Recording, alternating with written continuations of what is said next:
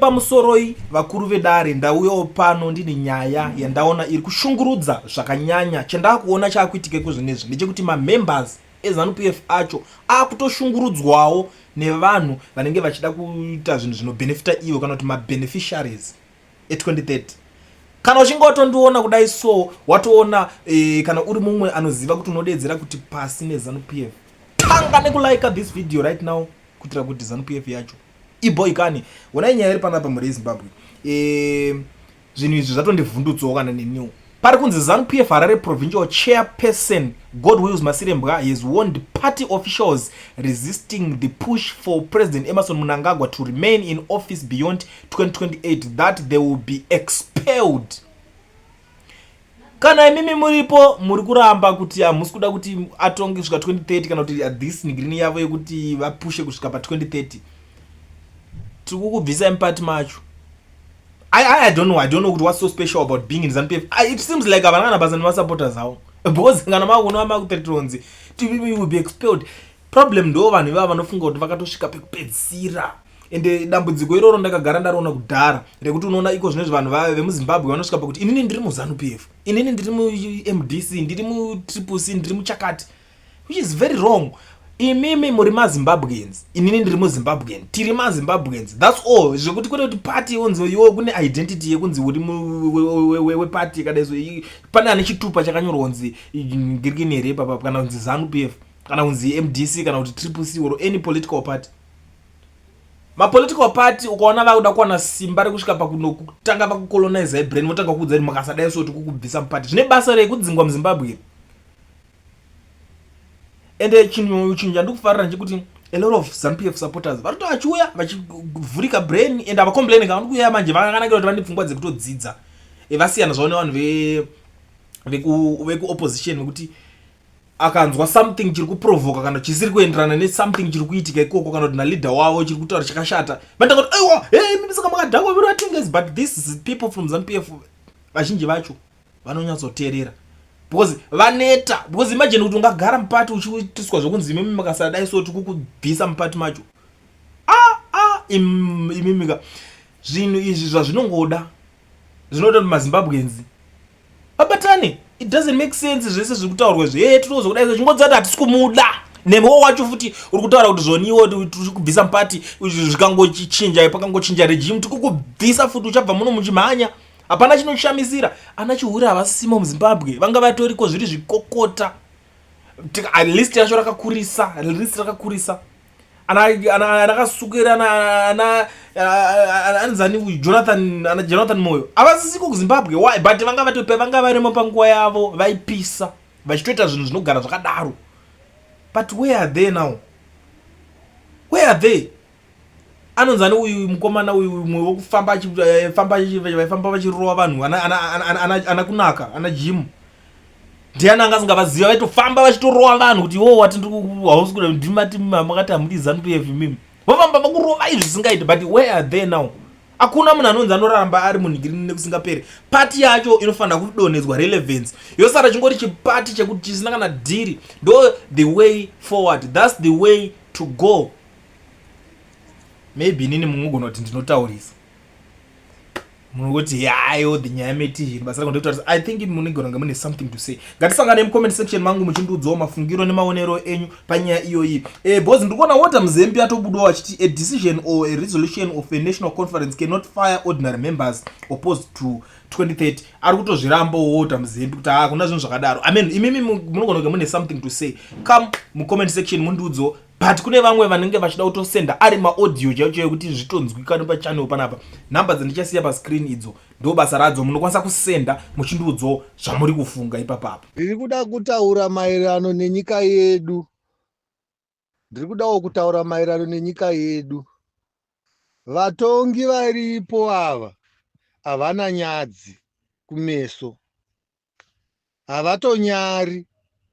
Dai vainyaraka vaifanira kunyara. Manje nyadzi chaidzo, nyadzi ndo munhu. Ukaona munhu asina nyadzi rinenge rangova zinhu rinongoenda. Since 1980 hapana akanga asipo pavanhu ava. Ende dambudziko ravainaro vanofungidzira kuti ivo chete, pasina ivo nyika haigoni kuenda mberi. Hapachisina kumberi kuchaendwa netimu iri shamwari. Kana nyika seZimbabwe hapachisina kumberi, chiripo chete vakuda kungoprotekta zvinhu zvavo zvavainazvo nekutya kusungwa kuti tikabva apa takaita mhosva dzakati dzakati. Iko kuya kuchikurubhi kwavanoendesa vanhu, iko kuya ndokwavari kunyanya kutotya wese. Ndainzwira tsitsi zvangu vana vavo vavakazvara vavari kuzora madhaka avakanga avo ivo avakanga vaita. Dai vanga vari vamwe, vana vavo vaingonyura fanike zvakaita vana vaformer president vasina kana kumbobvira vakabuditsa musoro kuti kana nanhasi kana kubhawa unogona kutosangana naye, hauna kana basa naye. VaMugabe vanga vakangwara, havana kuzorora vana madhaka. Kwete izvi zviri kuitika izvi. Hatina kwatinoenda senyika tikateedzera vanhu ava. Havachisinei nesu ava zvachose. Munhu akaita mari anenge akutoshuva kuti murombo ari kumunetsa ngaafe. Ndo zvaapo pane timu iri. Third term unoidii? Pane future ipi inoitwa nemunhu aye 80 years? Future yacho anenge aripo here kufuture yaari kuda? Ende zvegovernment zviri kutaurwa kunzi ari kuita mapurojekti haaitwe napresident, ane maministries anoitwa nawo vanenge varipo. Ende ndezvehurumende, ingoma yababa Johani Mutembedzanwa. Paabata iwewo ipapo, nyange ukanzi siya nhasi, wotosiya nhasi, wotoita zvimwe wotosiya ipapo. Haurambe wakarambirira wakufunga kuuraya vanhu vasina mhosva. Ndo zvazviri kureva. Ndo zvazvo zvichireva. Saka nyika ainzi inongotongwa nekuti takarwa hondo. Aiwa, hondo yakapera kudhara iyoyo. Nyaya yekutaura nyaya yehondo kwanga kungotaura kwevanhu vanoda kugena mileage yekuda kudzvanyirira vamwe vavaiti vari kurwira hondo vacho.